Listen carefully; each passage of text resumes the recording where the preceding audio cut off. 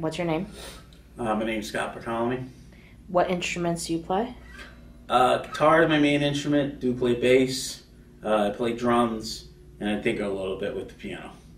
How long have you been playing? I've been playing since I was 13.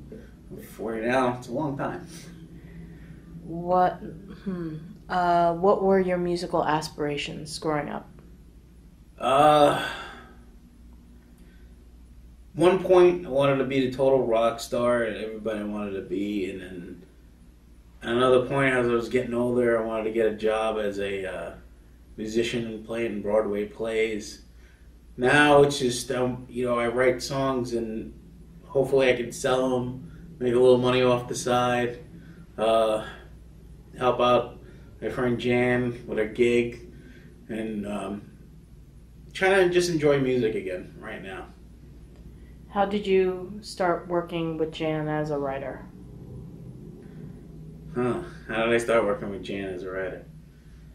Well, it goes way back when we met, when my relationship with a ex-girlfriend went to hell, and we kind of became friends, and we worked on a couple of songs and just kind of grew from there. What is your style of music Oh, that you play? What would you? 99% of the time, if I pick up the guitar, it's blues. I come up with a blues tune.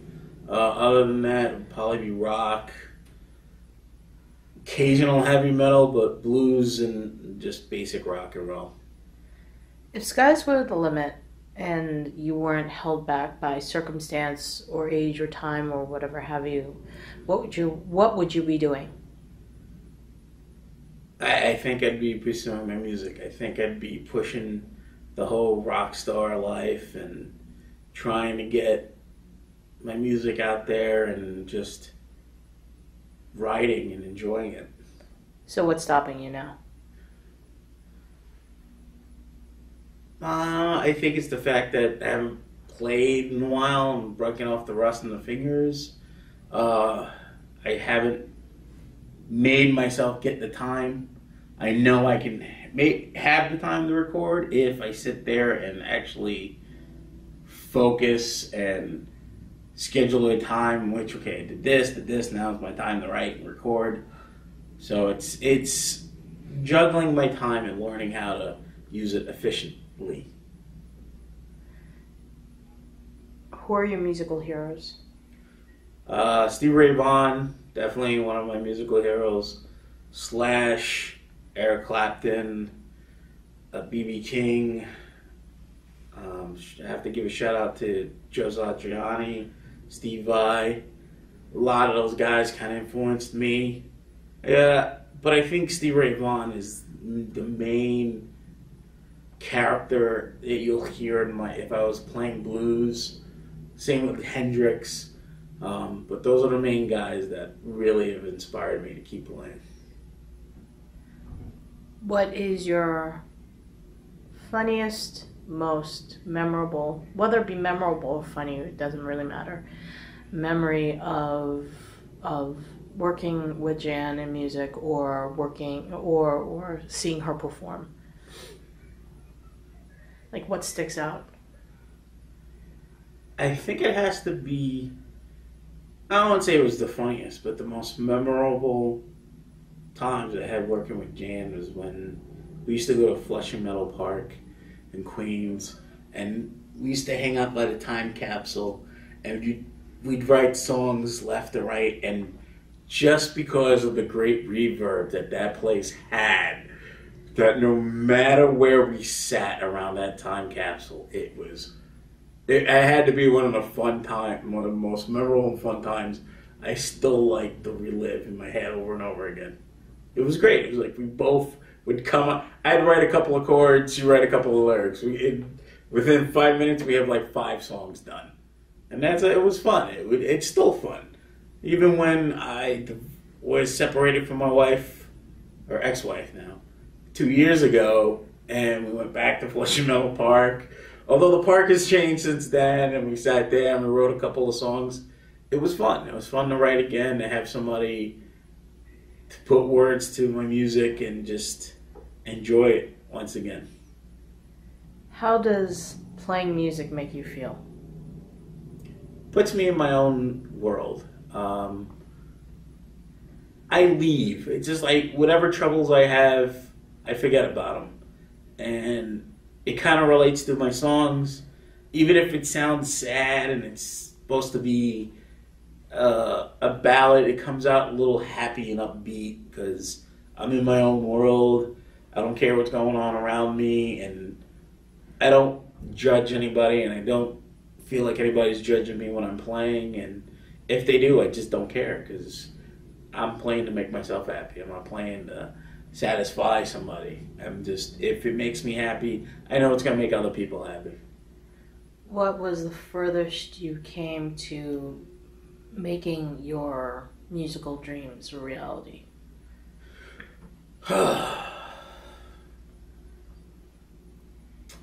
I think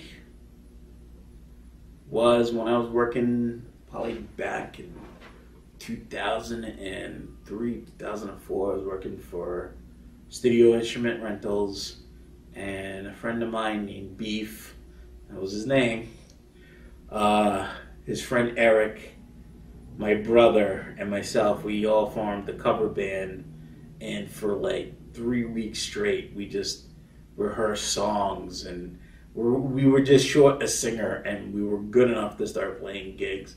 I think that was the closest I've come to like living the dream. If this pans out, if this project, musical project with Jan pans out, are you going to pursue it, or are you going to, or is it? Do you feel that it's too late for you? I don't feel it's too late for me. I think, and this is me, I feel that when me and Jan are together, I don't know, it feels like we're an unstoppable team. I think that we can write songs. We clash, our styles definitely clash. We butt heads, but that's like any other, I bet Paul and John didn't see eye to eye. I don't think Steven Tyler nor Joe Perry saw eye to eye all the time. But I think when you got two people who have two different styles, two different tastes, and yet you have the same interest, which is the love of music, I think, for me, I don't know how Jan feels about it, but I think together we make a strong bond, and I think we make a good team. If it works out, it'd be great. I actually think it's going to work out. I think it's going to take off. So you brought up Steven Tyler, Joe Perry, and Paul and John. Is that something you aspire to be part of a songwriting duo like that? Or is that something that you currently see that you are in? And I feel that it happens because it happens. You know what I mean? Not that you look for it. It's just like a puzzle. The pieces fall together. And when it works, it works. And, eventually sometimes people grow and they need to express themselves differently. But in the end, it still works together. I bet if John was still alive, I think Paul and John would still be writing songs now. I know Joe Perry and Steven Tyler, they've had their differences. They had their solo albums, but they still come together to do Aerosmith. They still write songs together. So I don't think you lose that magic. I think sometimes you need to express yourself and find a point in yourself that you can express yourself without the partner. But knowing that you still have that partner and that musical friend when it comes to an idea also helps. If you could tell your younger self that's just starting to play, based on your knowledge now and your wisdom now, what would you tell that younger you? I would grab him, smack him straight in the face, and say, never give up, start practicing, stop being self-conscious about your playing, and just go out there and do it. You have nothing to lose, and believe me, you're going to regret if you don't do it. And there were times I have, and then there was times I haven't. But if I can go back and tell my younger self that, I would have to smack him a couple of times because he's stubborn, still is. But I would definitely smack him around and say, listen, don't give up. Don't stop playing. Not for anybody, not for anything, not for no one.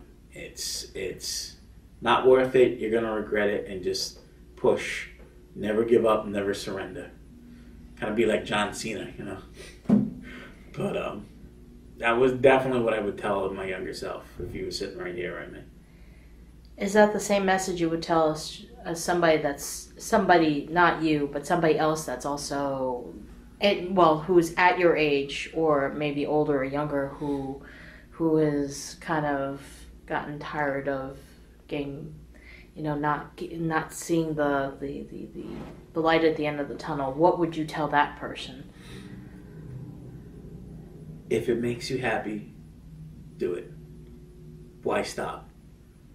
Whether you make it or not, it's the fact that you're creating something that you enjoy. And one day it may take off. And it may not be, you may not sell 100 million records, but you may get enough downloads. You may get enough YouTube hits. You may get enough that you have a constant gig and you go out and it becomes a part of you. Like, instead of a job, it's a career you finally get to love to do. You just gotta keep pushing. That's it. No matter what. You could be 65 years old. And I think no matter what age, and I've seen it with people, they push, they get their dreams done. I think a couple of years ago, a 65-year-old or 60-something-year-old woman swam the English Channel or something like that, and it was a dream of hers, and she finally did it, and it doesn't matter. You have to just push yourself, and as long as you love what you do, don't give it up. Is that the same mantra that that's currently going on in your life now? Yeah, and I think the environment that I'm also in is different, and it's also helping because I have a wonderful woman in my life and 3 wonderful kids who have actually made my personal life a little bit more happier. So it's helping me inspire even more, and I want to prove to them that no matter what, if you have a dream, follow it. Keep doing it. No matter how old you are, no matter how dumb it may seem, how unsurmountable odds are going to be there, just do it. And that's what I'm doing. I downloaded Logic Pro 10 to start recording my songs again after my Mac crashed. I've busted out the guitars. I got a piano from a church for free.